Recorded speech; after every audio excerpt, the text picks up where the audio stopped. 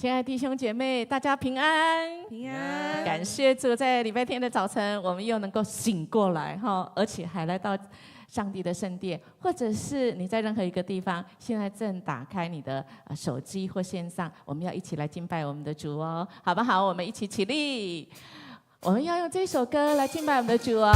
祝你的赐安比生命更好，祝你的赐安比生命更好。我们要用嘴唇来赞美你哦。来，预备！祝你的慈爱比生命更好，祝你的慈爱比生命更好。我要用嘴唇来赞美你，因你的慈爱比生命更好。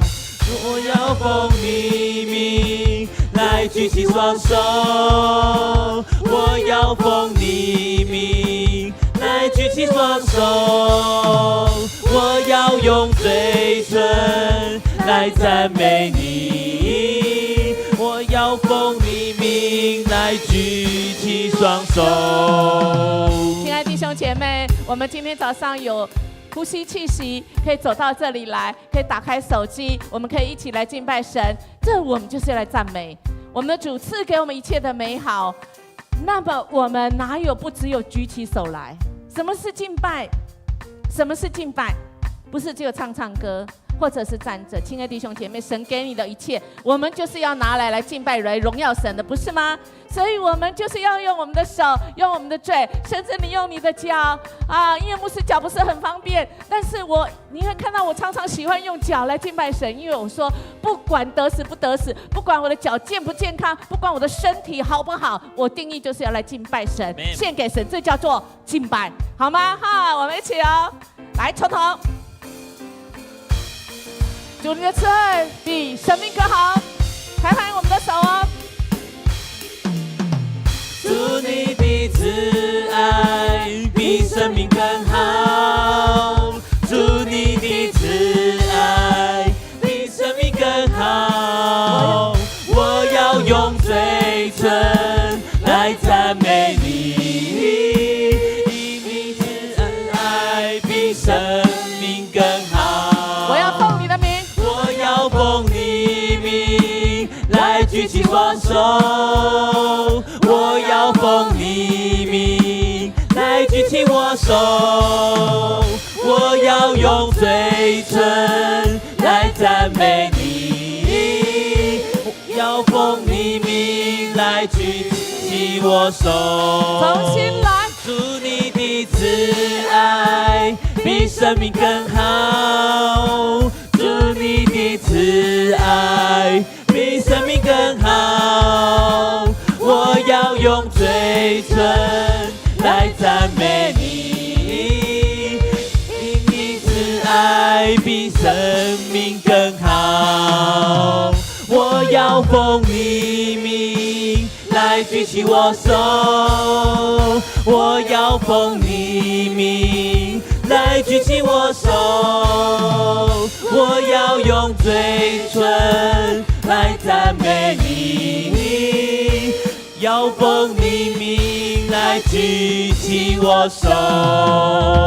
哈利路亚！主给我们的生命，我们要用我们的手来掌声，来归给荣耀归给我们的主。感谢主，我们要一起来赞美我们的神，因为神赐给我们一切，他爱我们，他怎么爱我们呢？我们一起用他的话语来宣告，来，请。你永恒的爱比生命宝贵，因此我要颂赞你，我一生一世要感谢你，我要举起双手向你来祷告。是，感谢主。不管我们今天早上此时此刻是不是很累，我们知道有人刚刚从国外回来，但是定义今天早上就是要来敬拜神。是啊，有人我知道确诊。昨天晚上发烧，好几位突然，现在确诊很多，但是感谢神，让我们度过那3年，我们有抵抗力了啊！但我们仍然起来敬拜我们的神。我知道很多人现在你背负许多的重担，但你定义将自己献上，因为我们的生命是神所赐给我们，所以好不好？我们举起我们的手，等一下我们来祷告这位神，我们感谢，也献上我们自己在神面前求神光照，如果我们有得罪他的，神有赦罪之恩。来吧，我们一起来感谢，来赞美，来到神的面前来认罪，来悔改。哈利路亚！主，我们感谢赞美你，谢谢你，主啊，在今天早晨，主你再次用阳光，主啊，你再次用白昼，主啊，让我们知道你是从那黑暗到白日的，主啊，你是那个能够带领我们出黑暗入白日的主。主，我们谢谢你，因为你总是有那个救恩，主啊，要临到那个在黑暗中罪恶中的。谢谢你曾经就把我们知道你也要就把我们身边的人，谢谢你光照我们得罪你的，特别我们这个人是自私自利、自以为是，求主你赦免。主，我们感谢主，我们谢谢你有救恩。主啊，谢谢你是这位拯救赦我们的所有的罪，除去我们一切不义信实的主。主，你更是那慈爱的主。主啊，你的恩慈就是你再次给我们一次机会。主，谢谢你让我们今天早上再次定义，我们就是决定，不管我们的心情如何，不管我们身体如何，不管我们环境如何，我们定义就是要来举手来赞美，来祷告。我们到神你的面前，我们献上我们自己。主啊，我们没有什么，因为我们所有的是来自于你，但我们却能够成为你的儿女，可以来敬拜你。这就是我们活着的意义，因为我们要将一切的荣耀都归给你。谢谢主，我们这样祈求祷告，奉耶稣基督的名求，阿们。请坐。我们要来为我们的需要来带到神的面前，因为我们的主很爱我们，他很知道我们的需要哈。那特别是我们身体不舒服的，我们可能有受创的，我们有那个心里所挂虑的，我们有我们人际之间的关系，我想神都来应许我们凭着信心到他面前，他要来回应我们，所以叫做有求必应，就是他要回应我们说，孩子啊，你要装左一点哦，你走太右了哦，孩子啊，你都不知道你的盲点哦。神光照我们，回应我们，使我们有求必应，我们就知道我们这个时候是往前冲，还是我们等待转弯，还是主啊，我们是仰望你的时刻。好，那如果你有我看到这边的需要啊，不管是婚姻、家庭、学业、人际之间的，我们的主都在乎你，而且他不是只有在乎你而已，他在乎你，他有全能来帮助你啊，这是重要的哈。所以，亲爱的弟兄姐妹，我们来领受神的话，来预备，来请我的灵要饱享圣性。我要向你唱欢乐的赞美诗，我躺在床上的时候纪念你，我整夜默想你，因为你时时帮助我。我在你翅膀的庇护下欢乐歌唱，我紧紧跟随你，你的右手扶持我。阿们。神的右手扶持我们，我们就不管如何，我们都能够走下去，而且我们走的是在艰困中仍然有喜乐啊！好，那我们就来，如果你有身体的需要哈，我们刚刚特别看到我们的兄来到这里，我们等一下请长老特别为他祷告哈。好，来的弟兄姐妹，你有需要的请你可以来站起来，我们的长老跟我们的牧长会到你的旁边来为你来祷告哦。我们来开口我们来为我们的弟兄姐妹的需要一起来祷告。哈利路亚！主，我们感谢赞美你。是的，主啊，你看见人的需要，主啊，你看见人的软弱，主啊，你看见我们真的只有主，你可以来救拔我们。主，我们感谢赞美你。主啊，你是救我们生命中一切的主。主啊，我们知道我们在被这些纷纷扰扰的事情当中，主，我们要紧紧抓住你，因为什么都会变，什么都会过去，唯有你的话语，唯有主，你是永不改变的。主，我们感谢赞美你。我们看到弟兄姐妹，主啊，他们正在那个身体的病痛当中，正在人际之间的这个纠结当中。主啊，主，你是我们的主，我们献上感谢，谢谢你已经为我们预备够用的恩典，你要带领我们。哈利路亚！主，我们感谢赞美你，你是这一位一定有办法的主。主啊，因为你是慈爱怜悯，你关心我们，你是全知全在全能的主，我们将我们一切的需要带到你面前。谢谢你定义陪我们走下去，而且让我们每一天，即便在困难当中，我们都能靠主得胜。每一天，我们都能够是一个喜乐的一天。谢谢主，我们这样祈求祷告，奉耶稣基督的名求，阿们。接下来，我们为我们今天的主日，我们来守望来祷告。我们一起来读神的话，请。上帝呀，你是我的上帝，我热切地寻求你，像一块干旱、焦渴、无水的田地。我切望你，渴慕你，求你让我在圣所朝见你，让我看见你的大能和你的荣耀。是的，我们今天在主的圣殿，在圣所中，我们要朝见我们的神，我们看见神的大能和神的荣耀哦。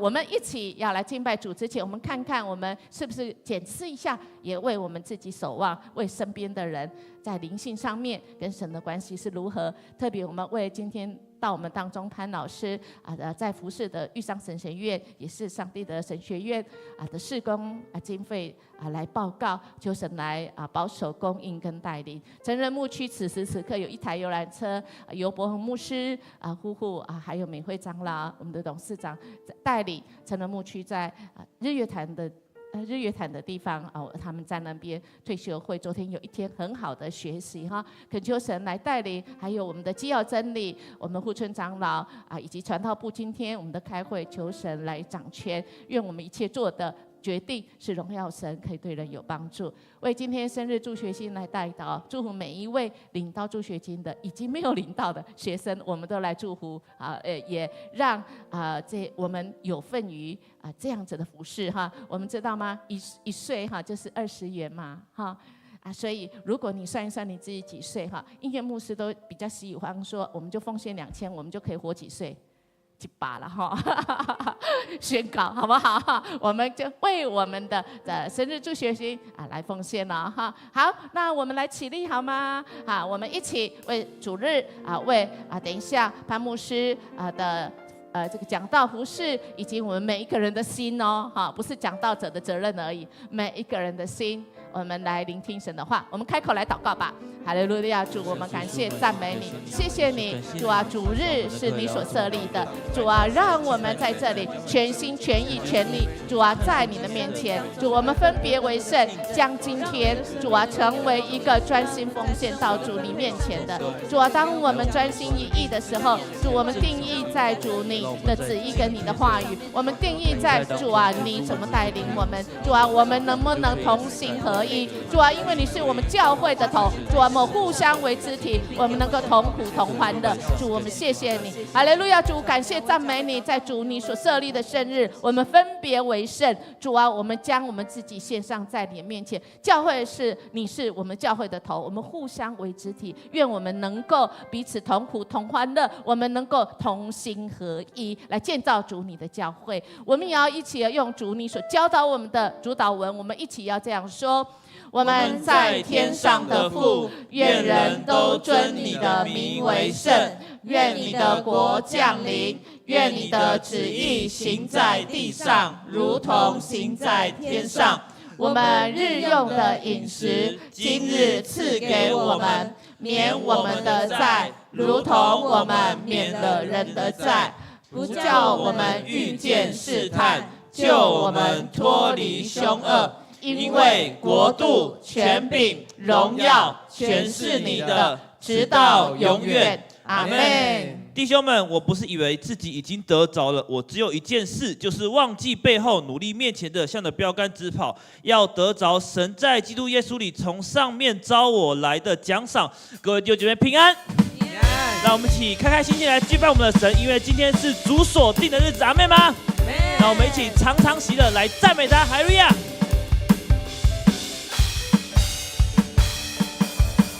常常喜乐，向主高歌，无论环境如何，高山或低谷，主都看顾，相信就能蒙福。常常祷告，常常祷告，耐心等候，主做事有定时。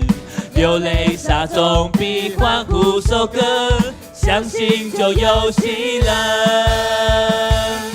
下垂的手再一次举起来，封闭的心再一次敞开，抛开一切忧虑，放下一切重担，来到主的面前，我喜乐满怀。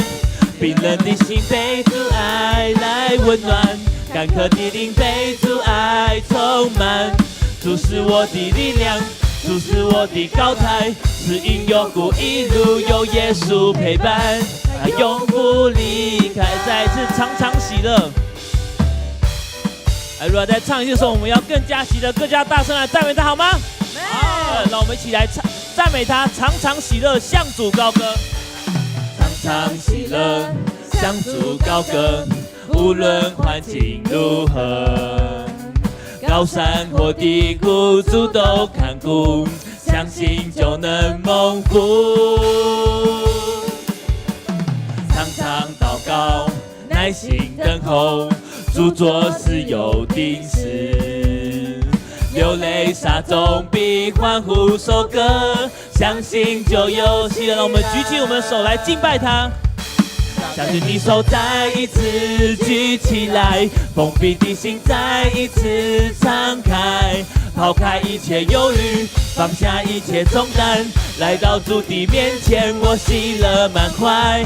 冰冷的心被主爱来温暖，干渴的灵被主爱充满。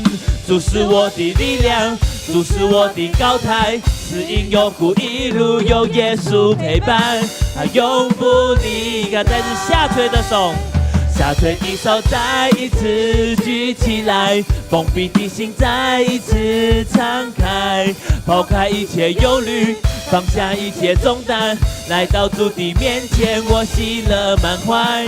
冰冷的心被主爱来温暖，干渴的灵被主爱充满。主是我的力量，主是我的高台，是因有苦一路有耶稣陪伴，他永不。一起来宣告：主是我的力量，主是我的力量，主是我的高台，是因有苦一路有耶稣陪伴，他永不离开。让我们一起来赞美我们的神，一起拍手来赞美我们的神。我们举起手来赞美他。高举双手赞美你我主，还让我们来敬拜他，全心全人都给你耶稣，一生一意活出荣耀的呼召，勇敢地向着，还让我再次高举双手来赞美我们的主。高举双手赞美你，还让我们要全心全人来敬拜他，全心全人都给你耶稣，一生一意活出荣耀的呼召，勇敢地向着标。我们一起来跟随耶稣，准备好跟随耶稣了吗？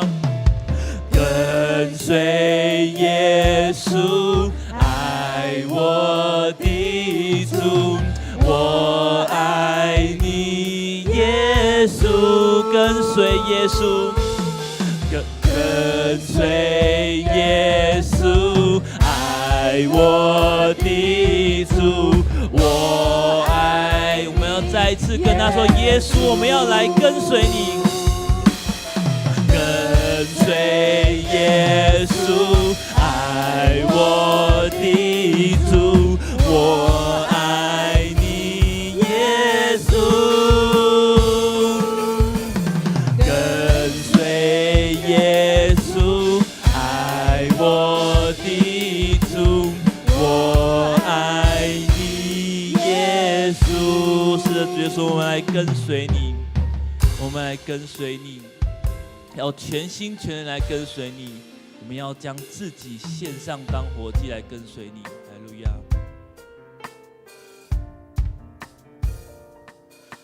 自己献上，当作活祭，做主圣洁贵重的器皿。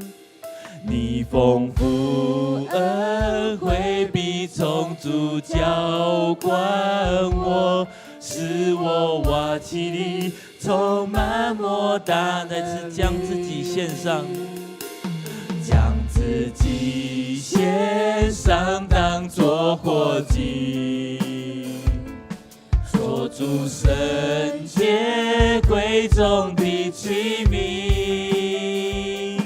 你丰富恩惠必从主浇灌我，使我瓦器里充满莫大。让我们一起高举双手来赞美他，高举双手赞美你我主，全心全能都给你耶稣，一生一意，一生一意，活出荣耀的呼召，勇敢地向着标杆直跑，高举双手赞美你我主，全心全能都给你耶稣。就是我们一一都在你手中，真意活出荣耀的呼召，勇敢地向着标杆直跑，将自己献上，将自己献上，当作活祭，做出圣洁贵重的器皿。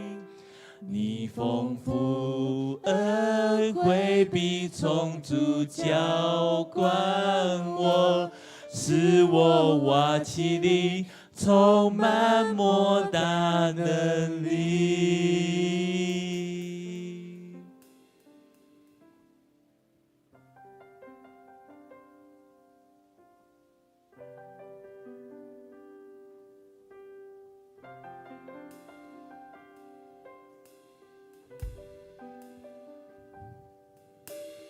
我们是神所宝贵的儿女，是神亲自拣选的器皿，在人眼中也许不为稀奇，在神的眼中永远是第一。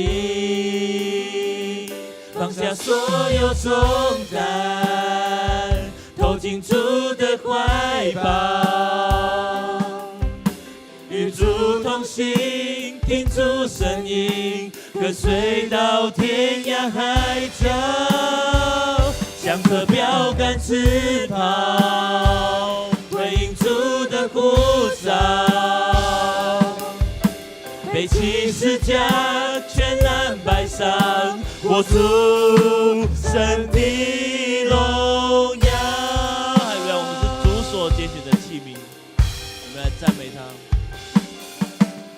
我们是神所宝贵的儿女，我们是他拣选的器皿，是神亲自拣选的器皿，在人眼中也许不为稀奇，在神的眼中永远是第一。放下所有重担，投进主的怀抱，与主同行，听主声音，跟随到天涯海角，向着标杆直跑，回应主的呼召，背起十架，全然摆上，活出神的荣耀。放下所有重担，走进主的怀抱，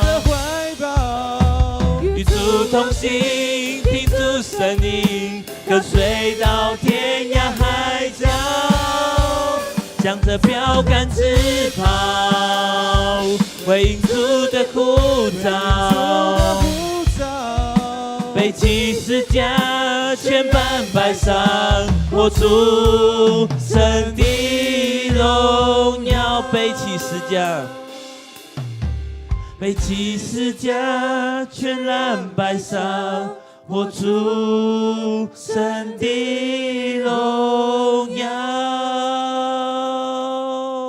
荣耀的主，爱我们的主，圣洁的主，公义、信实、全能，从过去、现在到未来，从死里复活的这一位主，你为我们死，你拯救我们。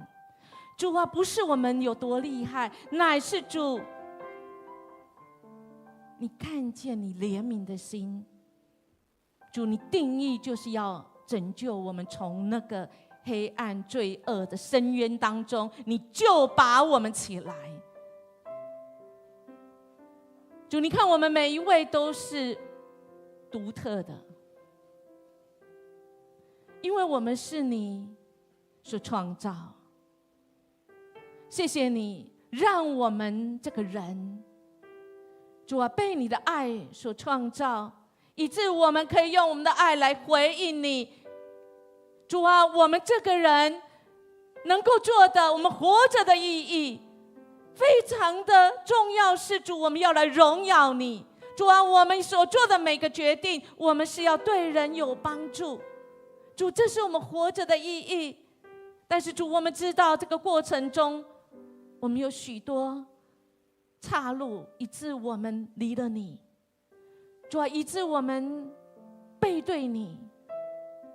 主，今天早上你再次提醒我们，透过诗歌，再次我们将自己献上，我们才知道，主啊，我们不是一个在世上漂泊的人，我们乃是属于你的。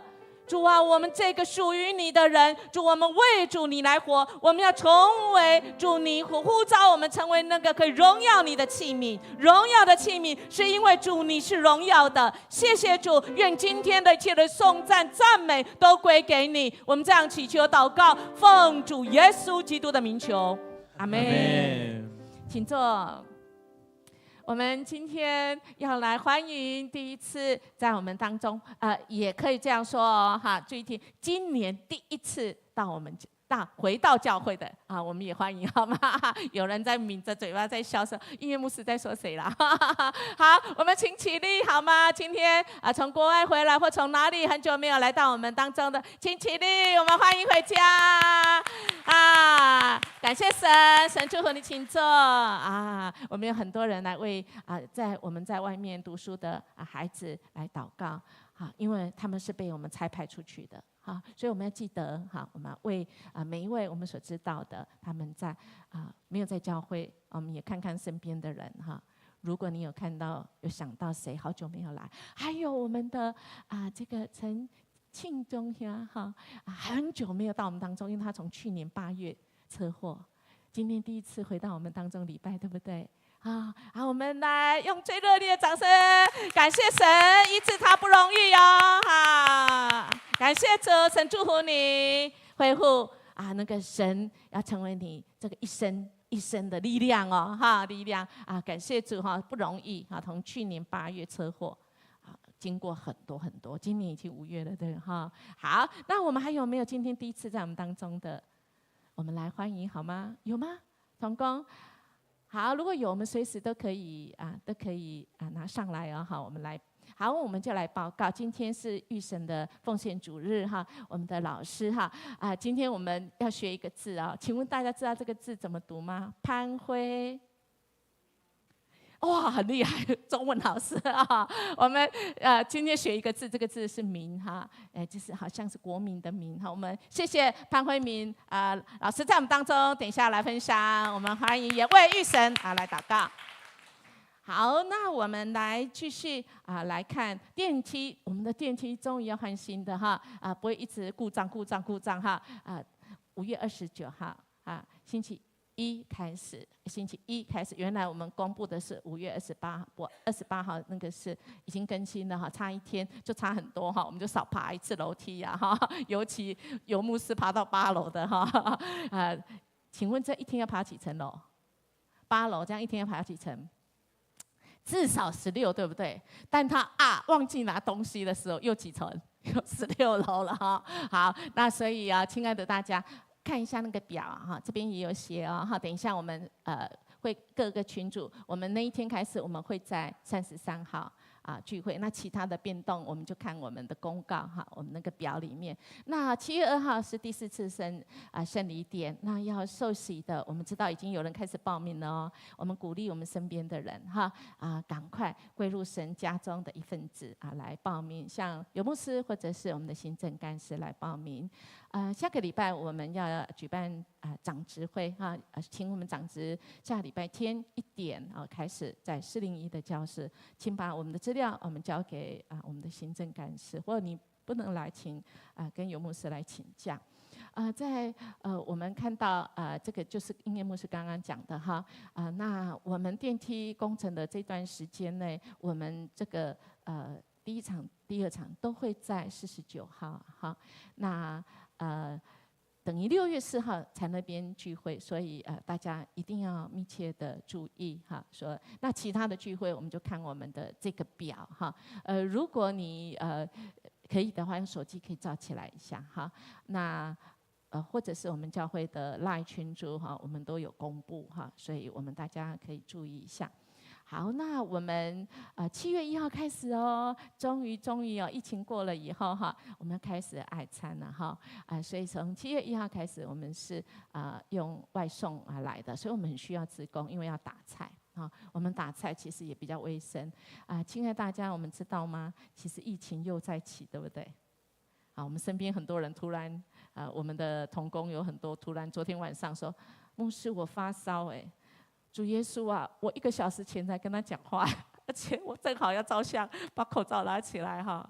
所以，亲爱的大家，我们要为这个疫情来祷告，我们也为我们台湾因为我们口罩戴起来，其实不只是 COVID-19 我们有很多的流行病，我们都可以筛过。所以，如果可以，我们还是把口罩戴起来。那所以我们需要志工这个志工帮我们摇，我们比较放心的哈。所以，请大家报名我们每1个礼拜，我们每一组需要3个人，我们要12组我们才不会大家很累，大家分工合作会更好哈。7月开始，我们中午会有爱餐，也请报名当志工。我们要报税了吗？5月要报税，所以我们如果需要纸本的，已经放在我们的名牌盒有任何的疑问，我们可以请问会计。那如果你去年已经填了那个个人各自的同意表，那其实你去报税的时候，不管用自然人凭证，或者是用你的这个户号身份证，其实你马上那个收入已经汇入了哈。所以我们也鼓励弟兄姐妹如果你还没有签这个所谓的我们各自的话你可以今年持续签，那你明年就不用拿着这个纸的证明那我们这个礼拜是祷告见证会，每一次祷告见证会，我们都再一次被激励所以我们5月24晚上8点在我们的教会我们一起来见证我们的神，我们来一起读神的话。我们读2次好，我们预备好，我们一起请。我向着甘直恩，为要得到奖赏，这奖赏就是属天的新生命，是上帝借着基督耶稣呼召我去领受的。腓立比书3章14节，再次来，我向着目标直奔，为要得到奖赏。这奖赏就是属天的生命，是上帝借着基督耶稣呼召我去领受的。腓立比书3章14节，我们要来奉献，奉献是我们基督徒感恩的表现，是出于甘心乐意如果我们不知道在场有不知道奉献意义的，没关系，就请你坐在位置上就可以我们会把奉献袋传到您的面前，我们用感恩的心，用唱这首歌献上感恩的心。献上感恩的心，归给至善全能神，因他赐下独生子主耶稣基督，献上感恩的心，归给至善全能神，因他赐下独生子主耶稣基督，请起立，软弱则已得刚强，贫穷则已臣服主，都因为主已成就了大事。如今软弱则已得刚强，贫穷则已臣服主，都因为主已成就了大事，感恩，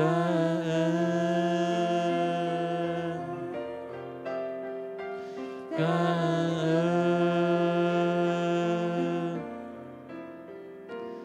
感恩。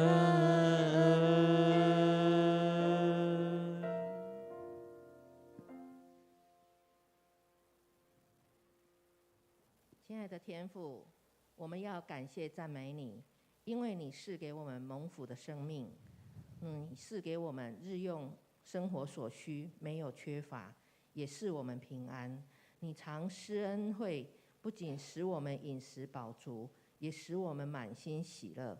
主啊，我们恭恭敬敬地摆上这份金钱，这本是从你而来。儿女们甘心乐意将这当纳的送入你的仓库，用来拓展你的国度，扩展你的教会。主啊，我们知道你所看重的并不是金钱，你看重的乃是我们愿意奉献的心。求你悦纳，求你施恩，借这奉献金钱，教我们照你的心意学习做一个好管家。感谢赞美主，我们这样子祷告，奉靠主耶稣圣名求，阿们。阿门。坐下来之前，我们跟旁边的人讲：主恩满意，福杯满意哟。来，主恩满意，福杯满意，请坐。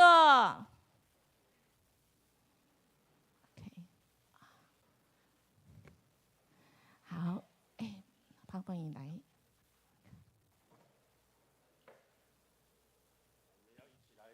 今天的经文，谢谢。我要念单数节，要请弟兄姐妹来念双数节哈。弟兄姐妹们，我还有话要说，愿你们在主里有喜乐。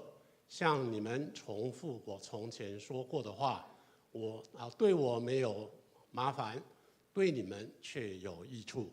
你们要提防那些作恶的人。那些狐群狗党，就是那些坚持要割自己身体的人。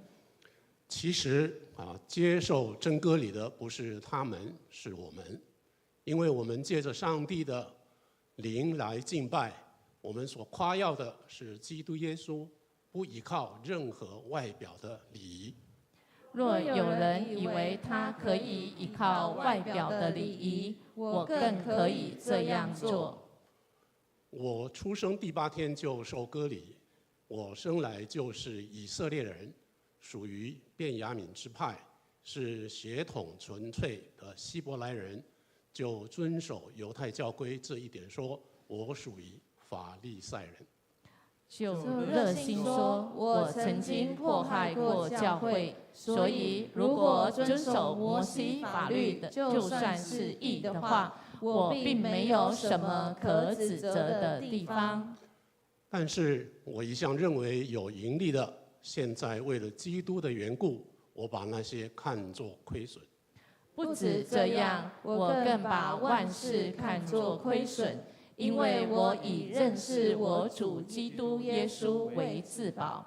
为了他，我损失了一切，当作垃圾，为要赢得基督。完全跟他连结，我不再有那种因遵守法律而有的义，我现在有的义是因信基督而有的，是上帝所赐的，是以信为根据的。我只渴望认识基督，体验他复活的大能，分担他的苦难，经历他的死。希望我自己也得以从死里复活。这不是说我已经成功或已经完全了，我继续奔跑，只为赢得那奖赏。其实为要使我达到这目标，基督耶稣已经先赢了我。弟兄姐妹们，我并不认为我已经赢得了这个奖赏，我只专心一件事，就是忘记背后，全力追求前面的事。我向着目标直奔，为要得到奖赏。这奖赏就是属天的新生命，是上帝借着基督耶稣呼召我去领受的。这是神的话。然后在国外呢，他都会讲，就是会有一些回应啊，愿神归荣耀给神哈。好，那谢谢，很感谢今天有机会到我们现场里看我穿这样就知道哈。虽然我本身可以说不是原住民，但是为了尊重原住民啊，我就把穿上表示对他们的尊重啊，也提醒我们在台湾有很多的族群需要我们去关心，不只是原住民，我们还有新来的住民，包括东南亚都有哈。那我自己在国外工作的时候，面对的也是不同的族群啊，所以有很深切的体会哈。那首先允许我代表学校向大家问安那谢谢，就是愿从上帝和主耶稣基督来的恩典和平安归于我们大家那学校派我来，因为我在8年半前从美国回来就是有一个心愿就是愿意把自己的退休后的生活奉献在台湾的宣教事工上，所以我有机会参与学院的教学的侍奉。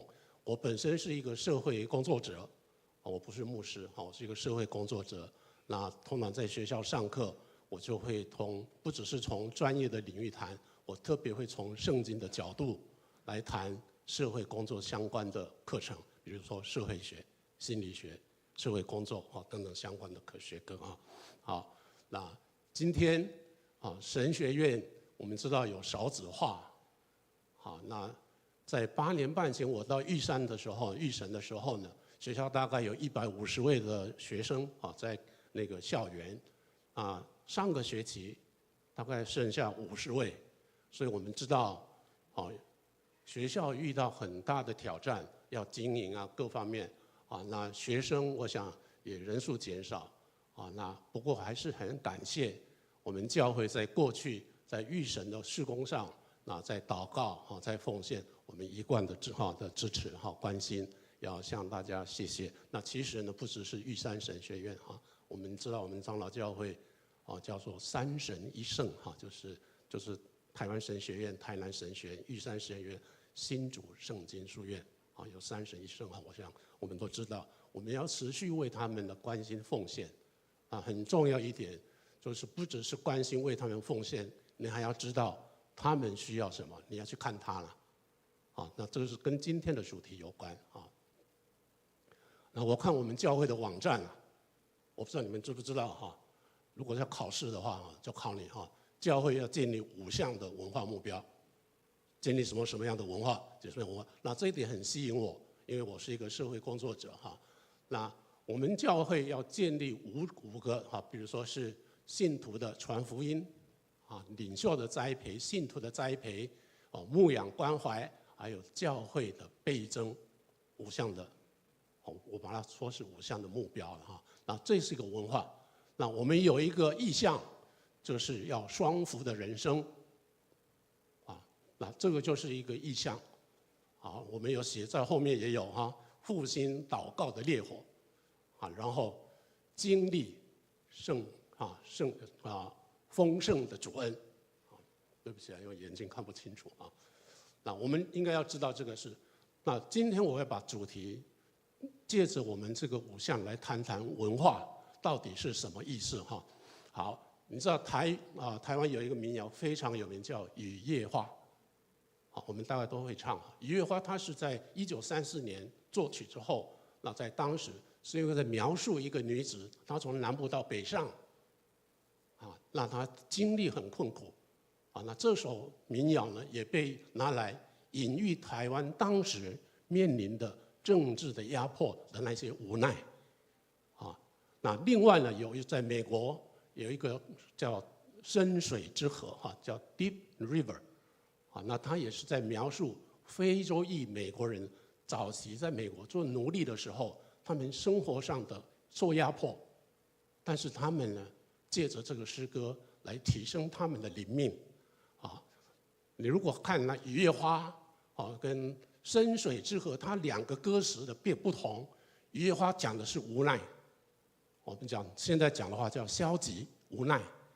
右边呢，《深水之河》呢谈的是盼望，因为他要过那个约旦河，就是进入什么迦南地、迦南教会。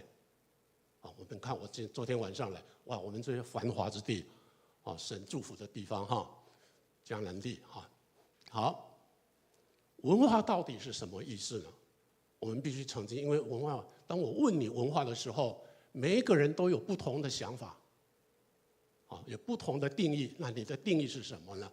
那允许我做简单的介绍因为我们的周报都有如果你要，因为我在学校上课习惯了，我会建议以后你来聚会要带笔做笔记。牧师会问你要考试笔记，那表示我们有收获。回去在这个礼拜你还可以复习好，文化呢 ，culture， 它是来自拉丁文叫 cultura 那它只对土地的耕作耕耘还有植物的这些栽培培育那还有他们这样所产生出来的这些事物，就是你必须花劳力能够得来那这个是一个定义。好，还有一个指的是一个特定的群体，在他的身心灵方面呢，在生活方式上，它是一个，注意我用蓝色的字它必须是长久持续且共享，就是一个群体他们都要互通，可以同意的有几个就是观念、价值、信仰、知识，还有习俗规范那这样他们这几个共享的这些东西的互动所产生的体系叫文化，这个有点学术上的定义好，那下面这个大概是社会学方面的人大概会谈到，就是谈到我们的生活互动当中，我们有共同持守的信念，也就是在行为这个信念呢，会指引他们行为的规范，教导他们道德承诺的价值观。或是律法或是传达这些信念规范价值观这些符号那在神学上叫它 symbolism 就是符号主义了那像十字架就是一个符号我们很多符号那这个就是一个文化的界定。那从圣经的观点来看，文化它有几个意义我们看，那比如说从上帝。我会建议，因为有一些经节我就不在周报上有，那请我们看因为时间的关系。那上帝是整个宇宙的主宰，那他呢创造本来是美好的，那英文有的叫好的或是都甚好，英文叫 good or very good，是这样好，那第二个呢就是人，因为人的堕落人亚当夏娃好，人和土地受诅咒，但是还有盼望，因为上帝怜悯还有盼望。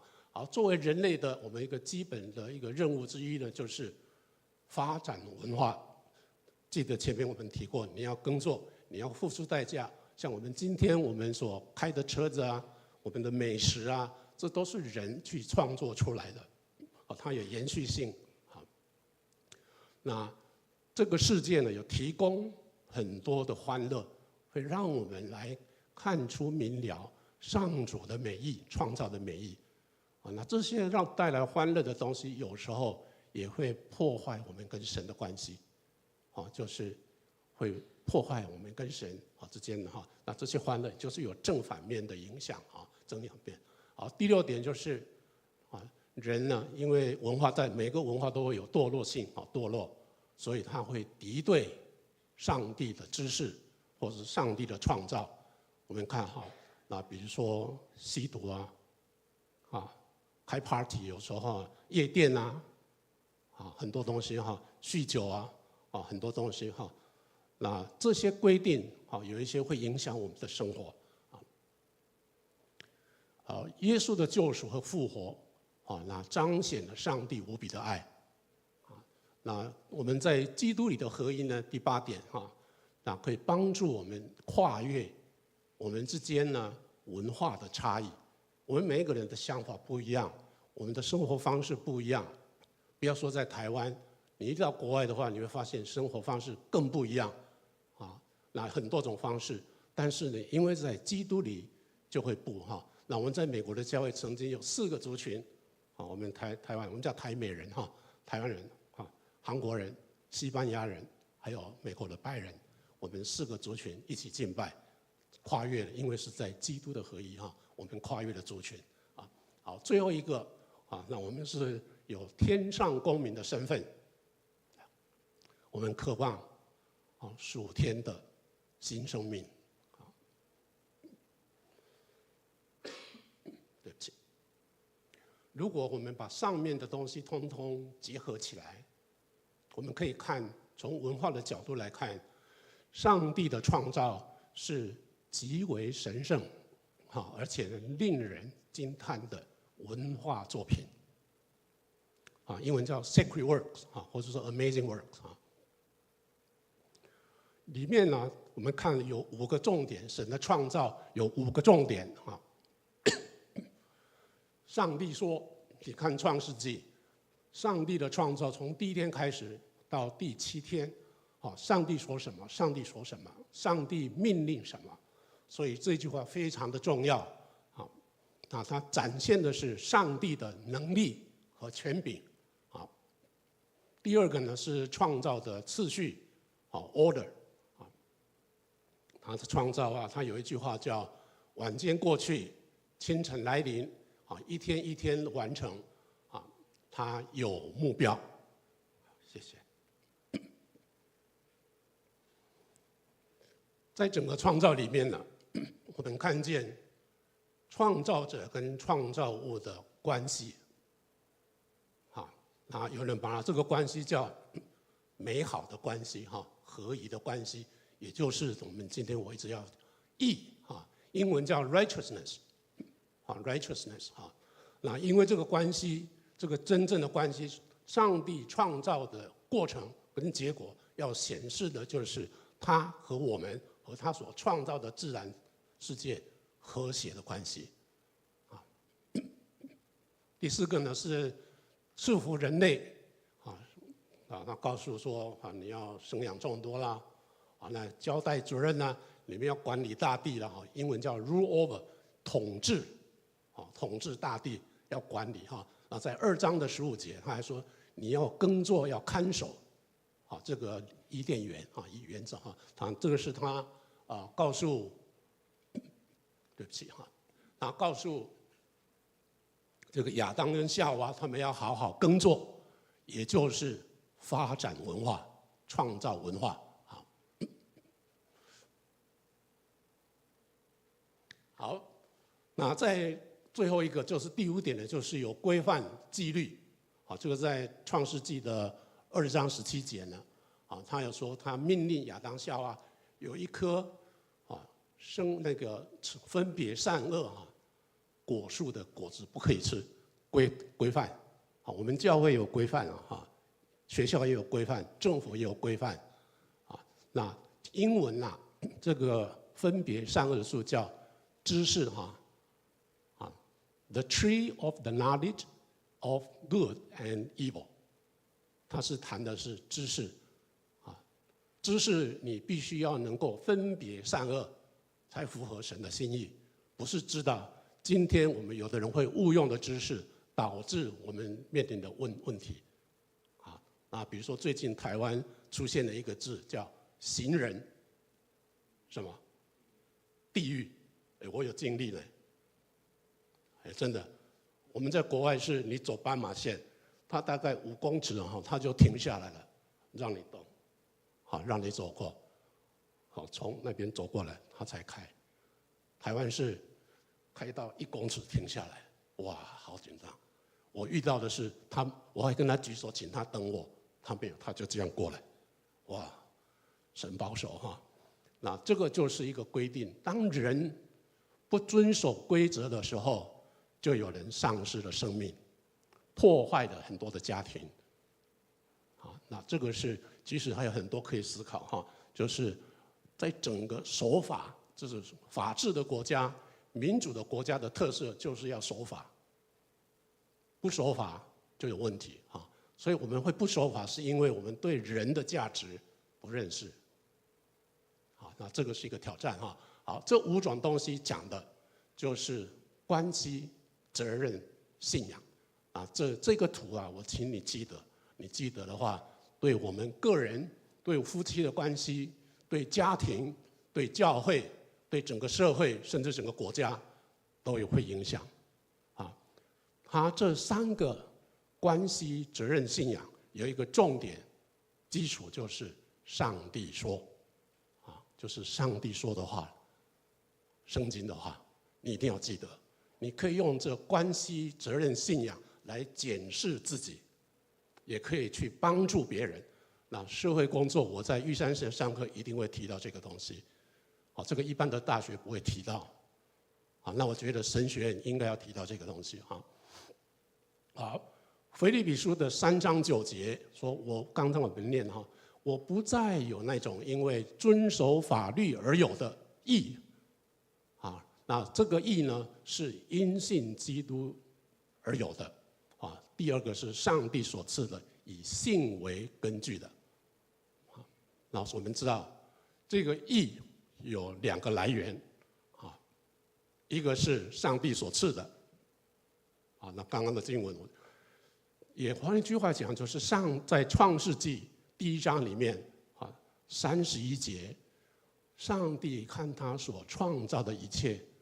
都很好，有的中文叫都甚好，啊 ，very good。希伯来文的原意啊，啊，它有比如最好的啦，很美的啦，哦，开朗的啦，丰富的啦，亲切的啦，啊，喜乐，很多个意思，把它归纳一起来，就是美好合宜的关系。你知道，如果我们家里面有一个 baby 出生的时候啊，大家一定都很高兴，没有人会一直哭吧？哦，除了妈妈以外。啊，你知道啊？我曾经在马偕医院工作哈，那看到一个刚有 baby 的母亲，看到说她一直掉泪，我说我还不是很高兴，她感受到母亲的伟大。好，上个礼拜是母亲节哈，所以向所有的母亲啊跟女性哈跟姐妹表达我最深的深意敬意啊，因为从我太太的身上呢，我感受到神的智慧啊，不过她在。大概10年前就已经过世了哈，也是因为这样，所以我才提早退休回到台湾啊。因为我们本来原先计划是在我退休的时候啊，我们就一起回来台湾啊做宣教的服事啊。不过他临时因为生病就过世了，所以我就提早辞职回来台湾啊。那也感谢神让我在玉神有机会参与服事哈。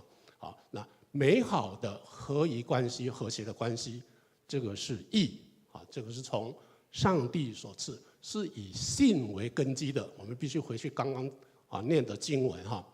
好，第2个呢是因信基督耶稣而得到的义，叫因信称义因信称义，也就是恢复，因为我们相信耶稣的救赎和复活，我们恢复跟神和好的关系。像保罗所讲的，不是靠这些外表的礼仪割礼，我们刚刚有读的经文，割礼啦、种族啦、血统啦、律法啦、教规啦，或是很热心。有时候你在教会碰到，我父亲、我祖父都是牧师、教会长老，英文叫 doesn't count， 不算了，信才算。这个很注意如果这样，我也可以夸了。我爸爸、我哥哥、我什么堂哥，什么都是我姐姐都是传道人，但是在神面前，这些都不算什么。那我想这个是值得我们去思考。我们在热心在教会服事，如果我们不相信这位上帝所赐的，还有耶稣他的复活这些带来的关系，我们信了就很可惜了好，恢复和谐的合一关系。所以你去看他在整个关系里面有2个重点，一个就是义，一个是爱。那爱我们常常讲我们常常会提到爱，我们比较少提到义所以也就是跟上帝有合一或是和谐的关系。所以今天会比较强调这一点。在义和爱带来，我们讲到关系之后，第2个就是责任。保罗说他以认识耶稣基督为至宝最宝贵的，他珍惜这个。这个认识英文叫 knowing Christ Jesus knowing 这个它有3个层面，一个是知识，就是你知道；第2个是教义，就是它的内涵真正的意义是什么，你要清楚。我们不能只口里讲，或是听别人讲，我们必须本身知道，去好好的研究。我们叫查经是阅读圣经 ，no， 我们要研读圣经。这个在长老会的有些教会的周报，它在下面会列出8个我们总会节，它叫阅读读经我会要改读研经，研读圣经很重要不是只有读过你要研读，因为它会帮助我们更认识这些话语的这是意义在内涵在哪里第3个是智慧，透过这些认识耶稣之后，他能够在我们的生活上可以应用智慧。智慧跟知识是不同的智慧就是你必须能够应用在我们的生活上好，认识耶稣所说的话这就是认识耶稣了他做些什么事情，然后以耶稣做榜样那个经文就跳过了第2点，认识耶稣就是你要学会分辨跟选择。分辨在英文上讲那个有叫内涵叫 insight， 你要有洞察力你要看到他的真理，领悟他到底在说什么那discern 就是你必须能够分别分别。那谈到这个呢我们就看在腓立比书1章9到11节呢，他就讲到你们的爱心会不断的跟真知识和判断力一起增进我有做一个那个原来的一个说明拿那个所谓的判断力呢，跟理解觉知判断力都有关好，那使你们能够选择，它是用中文用选择，不同的版本叫辨别是非，比较靠近原文那就是 discern discern， 那它就是要测试，你必须了解它的意涵等等那这样在基督再来的日子，你们会纯洁无可指摘，你们的生活会充满着凭耶稣基督才有的仁义的果子，来荣耀归于赞美上帝这个是一个经文，它带来一个责任，就是要分辨跟选择。那如果在文化相关的领域的人，当谈到这些的时候，分辨或是选择的时候，有2个概念允许我跟大家分享第一个叫评判性思考，英文叫 critical thinking。那在台湾的学界或是一般我们在谈叫批判性思考，我觉得这个不妥从我对英文的理解批判性如果没有好好解释，常常会让我们以为就是要讲这个很糟糕，批评他，其实不是真正讲是你要很理性、很有逻辑性的去分析、去了解到底他的优点在哪里，他的弱点在哪里，不是缺点是弱点在哪里啊？那如果在实际的工作上，比如说我们在服务、在关心别人的时候，要知道这个人的优点、弱点，还要知道他生活遇到的机会在哪里，他有没有遇到什么生活上的挑战？啊，在一般的叫 SWOT 啊 ，SWOT 啊 ，Strength 啊 ，Weakness、Opportunity and Threat 啊，就是 SWOT 啊，叫 SWOT Analysis 啊。那这个可以帮助你去了解说到底他在做什么。啊，好，第二个概念呢就是文化素养，叫 Cultural Competency 啊。那它有4个东西啊，包括知识、觉察、敏锐性，还有文化的能力，啊，这4个东西它有分阶层哈，啊，知识就是刚刚讲，你知道这个事情有文化的不同，啊，那第二个你可以很敏锐的感觉到，说我们叫像第6感一样哈，英文叫 gut feeling， 好像不一样，哎，它跟我的不一样，你可以感觉得到，啊，敏锐就是你很可以敏感的说，哎，这个，啊，就是不一样，它有它的弱点，它有它的优点，你可以分辨出来哈。最后就是有这个能力，你知道怎么样处理去面对，把这4个加起来就叫文化素养。好，那这个在比较平常我们比较少提到哈，但文化素养是很重要的哈。我们来看保罗他在这方面的例子啊，如果你愿意的话，你可以看《使徒行传》17章，保罗到雅典的时候啊，他在传福音的过程，到雅典的时候啊。他有这个东西，他看到雅典啊，大家都拜很多神，像我们台湾今天一样，什么都拜。其中有一个就是不知名的神，保罗就借这个机会告诉他们，允许我告诉你这个神是谁。啊，保罗就讲，这个叫福音宣讲。啊，保罗他有知识，啊，那他也觉察到那个不同，那个环境，他很忧心哈，怎么会这样？啊，他很敏锐，他讲，所以他开始讲述。告诉他们耶稣救赎的能力在哪里，所以大家很稀奇啊，啊，很稀奇啊，所以有4个阶段。那当时呢，啊，还有很多的学说，啊，学说，比如说一个叫，因为雅典嘛，哈，大家喜欢谈哲学，啊，那很主要的哈，一个叫伊比鸠鲁主义哈，伊比鸠鲁学派，也就是他认为人的身体，啊，跟灵魂2元论哈，那身体是败坏的，灵魂是很重要的。所以呢，身体就败坏，随心所欲，只要我喜欢，有什么不可以？啊，这个叫享乐主义。那另外一个叫斯多亚啊 ，Stoic 哈，他这个讲就是你要禁欲了哈，就是要节制自己。它是好像2个极端一样，啊，2个极端。好，这2个啊，一个就是评判性思考跟文化素养，啊，好。义的责任有第二个就是要管理，要看守，啊，那这个都是经文哈。那上帝告诉亚当夏娃要去管理大地，啊，那在创世纪2章的15节，他讲说你要好好的耕种，看守园子，啊，这个都是一个吩咐的责任。今天神也告诉我们在教会，我们个人、我们的家庭都有一个责任，啊，都有责任哈。就是当我们跟主耶稣建立关系、跟神有关系的时候，首先要看的就是义的关系哈。好，第二个就是提防，啊，这个在3章的第2节哈。那因为当时啊，就是有些主张犹太派主张割礼啊，啊要守节期啊等等这些律法主义。那另外一个极端就是放任了哈，就是放任啊。啊，我刚刚有提到这个伊比鸠鲁啊，也跟斯多亚哈。啊，那这个是提防，就是要小心。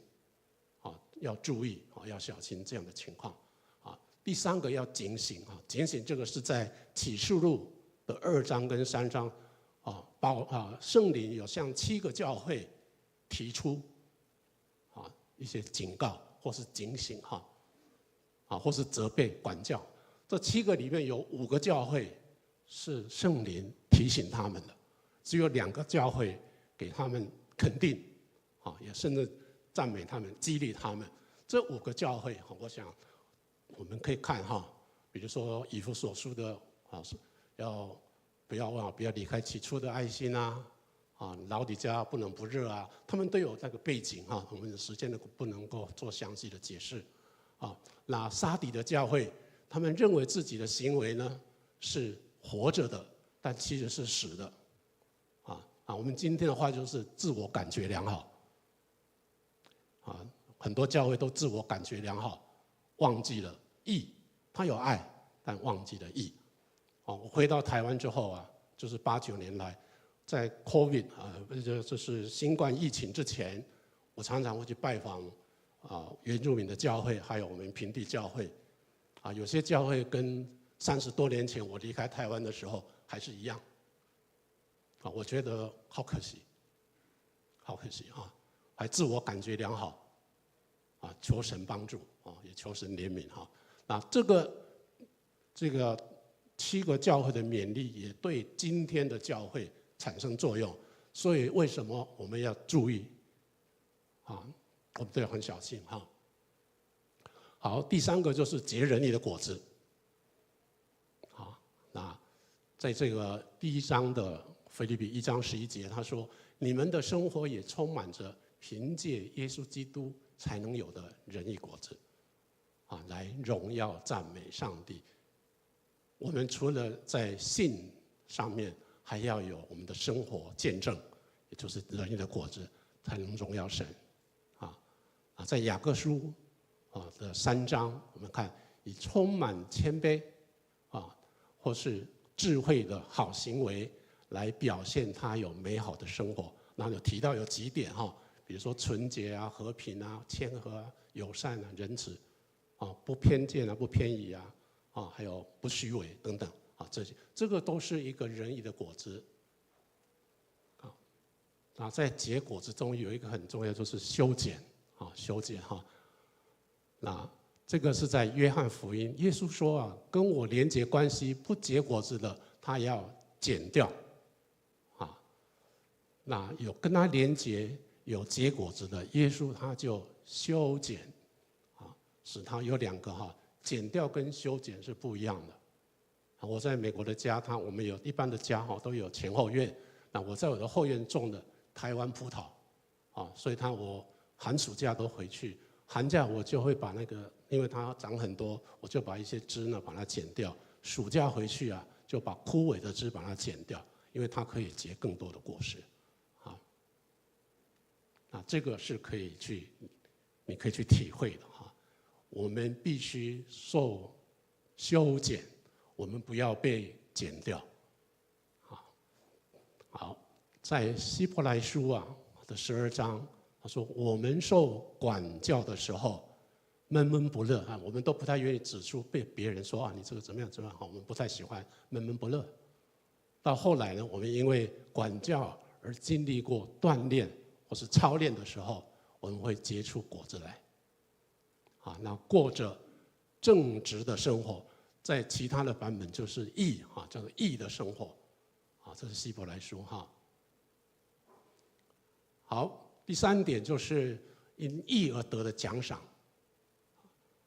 我们的经文第14节也是我们今天背诵的经文向着标杆直奔，为要得到奖赏。这个奖赏就是属天的新生命，是上帝借着基督耶稣呼召我去领受的。我们的神希望我们每一个人都得到这样的奖赏。其中呢，向着目标直奔得着奖赏，他讲的是我们的心态，讲到的是我们的心智，我们愿意吗？我们是礼拜天的基督徒，还是1个礼拜7天的基督徒？这个是很大的挑战。我们的关系跟神的关系只有礼拜天的关系，我们的责任只有礼拜天的责任，参加教会的服事，或许还有周间的我必须参加的这些聚会那这个就是我们的心态。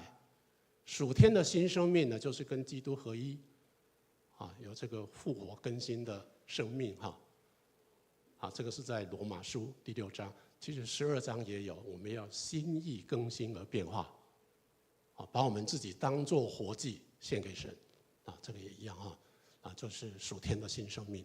好，呼召我去领受的那在经文里面你会看，就是把我们作为是义的人，就是合乎神关系的人，会分享荣耀啊。第二个，在启示录的23章里面，如果你注意读它，会有2句，每个教会都会出现。第一个就是圣灵向各教会所说的话，有耳朵的都听吧。我们有时候是有听没有到，有看没有到，那这个是一句话。第二句话就叫至于那得胜的人怎么样怎么样怎么样啊？那我举例了，就第7节，他说要吃园中那生命树的果子。我们知道在创世纪的时候，生命树的是什么？然后火围起来，不让这个亚当夏娃再去 touch 它，因为它代表永恒性啊。在26节。还有讲到要权柄，有权柄要统治万邦万国，有这个权柄，有这个权柄，那这个很重要啊。好，那这个是奖赏。第二个呢是耶稣再临的时候，我不知道你相不相信耶稣会再来，跟信有关系啊。那再来的奖赏就是义的奖赏。如果你看马太福音。比如说13章25章都会有讲，一个就是义的奖赏，另外一个就是不义的审判，一个是讲的是永恒的生命，另外讲的是永恒的刑罚，那在提摩太后书的4章第8节他说，从今以后有公义的冠冕等着我，公义的冠冕 righteousness 就是公义那是以公义施行审判的，在主的基督再来的日，也就是耶稣再来的时候会出现的事情，会出现的事情。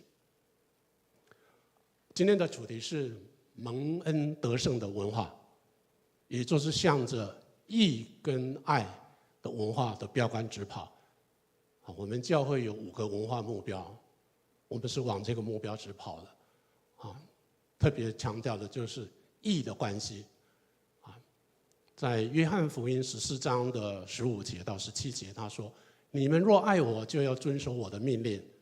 我要祈求父亲，就赐给你们一个慰助者，他就是真理的灵，就圣灵了那你们认识他，因为他在你们的生命里面常与你们同在然后我们有神的灵在引导我们。”我们不靠外表的礼仪，那我们这个关系好，在14章的6、7节，第6跟第7，耶稣说：“我就是道路、真理、生命，要不借着我，没有人能够父那里去。”通常我们在背经文就背这一节，其实第7节很重要你们要说要认识了我，也会认识我的父亲。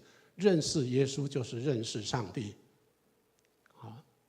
那你要注意这个道路、真理、生命，也就是反映了道路就是我们的方向跟目标，真理就是我们活着的价值跟意义，生命呢，除了我们的灵命的以外，它还表示我们的生活方式跟内容。我们从礼拜天到礼拜六，我们每一天的生活是不是向着主耶稣告诉我们的方向目标在走，还是只有礼拜天而已？我们的所说所做，我们的生活是不是真的反映出神的价值跟意义？这个才是义有很重要的东西关系在这里。道路、真理、生命。我可以邀请我们把这个经文一起念吗？来，耶稣说：“我就是道路、真理、生命。要不是借着我，没有人能到父亲那里去。你们既然认识了我，也会认识我父亲的。从现在起，你们认识他，而且已经看见他了。”这3个是连在一起的，缺一不可。英文叫 and， 用 and 那中文用顿号I'm the way and the truth and the life， 它都用 and， 所以3个都不可以少一个。这个就是我们作为一个受呼召的基督徒，我们每天要去思考的事情。我们可以拿这个来看我自己，我们不要去看别人，指责别人 ，no。好，我们用这个来帮助我们，帮助我们的家人，让我们走在一个合神心意，也就是义的道路上。走在义的道路上，我们才活出有爱的生活。我允许我这个认识神，就是有3个层次：知识、教，也就是内涵；最后一个就是智慧。我们必须知道，在任何的情况都怎么样活出基督的样式。求圣灵帮助我们，继续带领我们，让我们真的活出义和爱的生活。我们一起祷告。谢谢主，让我们借着你的话语再次来思考我们跟主你的关系，也求主帮助我们，让我们的生活也充满爱，见证神，让我们周遭的人不只帮助我们的家人，也帮助我们的社区，帮助我们的社会国家，走在合神心意的道路上。谢谢主，祷告感谢都是奉靠主耶稣的名，阿们。我们起立，我们一起来回应我们的神。我们刚刚已经听到神的话语，透过老师来告诉我们，我们可以因为相信，我们跟神恢复那个关系，那就是因信称义，算为我们可以跟他和好这个关系。然后我们因信，我们要来走那个成圣的路哦，因为我们是神的器皿。我们愿不愿意成为一个荣耀的器皿呢？我们一起来唱这首歌。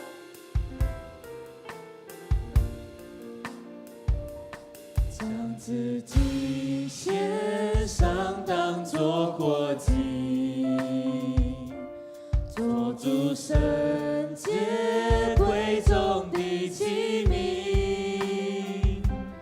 你丰富恩惠必从主浇灌我，使我瓦器里充满莫大能力。高举双手赞美你我主，全心全人都给你耶稣，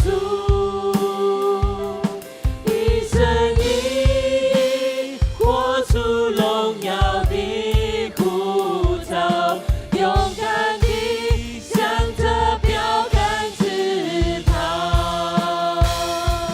高举双手赞美你我主，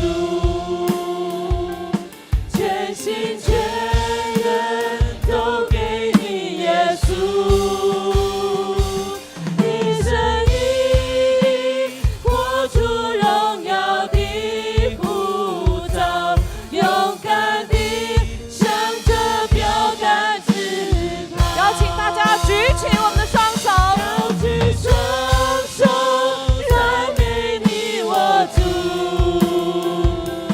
全心全人都给你耶稣，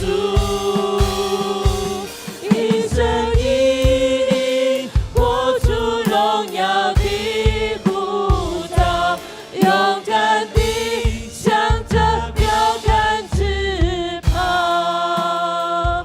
呼召我们来跟随你的主，我们感谢赞美你，主，谢谢你爱我们，我们因为相信你，还有因为主你是信实的。主啊，你说话算话，主啊，你在你的话语里面是大有能力。我们靠着主你的话语跟你的灵，使我们一生知道我们是归属于你，使我们跟你有那美好的关系、和谐的关系，以致我们的生命是可以平安的。平安就是主，我们跟你、跟自己、跟旁边的人、跟大地，我们有一个合一的关系，我们就有了平安。谢谢你，让我们成为那个出口，可以成为跟别人把这个平安、把这个好消息传扬出去的出口。我们成为那个器皿，成为那个主你拣选的器皿，我们就活出爱，我们活出你给我们的生命的意义，我们活出在主你里面那和谐关系的平安与喜乐，从今时直到永永远远。阿们。我们一起来唱这首歌哦，来哦。预备哦，常常喜乐，向主高歌。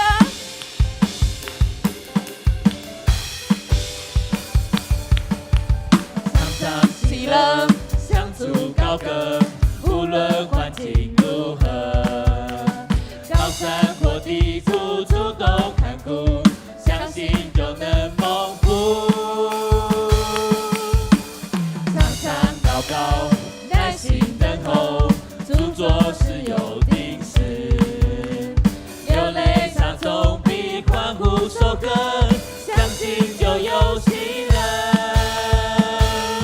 下垂的手再一次举起来，封闭的心再一次敞开，抛开一切忧虑，放下一切重担，来到主的面前，我喜乐满怀。你的内心被主爱来温暖，干渴的灵被主爱充满。主是我的力量，主是我的高台，是因有苦一路有耶稣陪伴，他永不离。再次下垂的手，下垂的手再一次举起来，封闭的心再一次敞开，抛开一切忧虑，放下一切重担，来到主的面前，我喜乐满怀。冰冷的心被主爱来温暖，干渴的灵被主爱充满。主是我的力量，主是我的高台，是因有苦一路有耶稣陪伴。大声的宣告，主是我的力量，主是我的力量，主是我的高台，是因有苦一路有耶稣陪伴，他永不离开。将掌声、荣耀归给我们的主，哈利路亚！请坐。我们今天的礼拜就到这里，我们互道平安。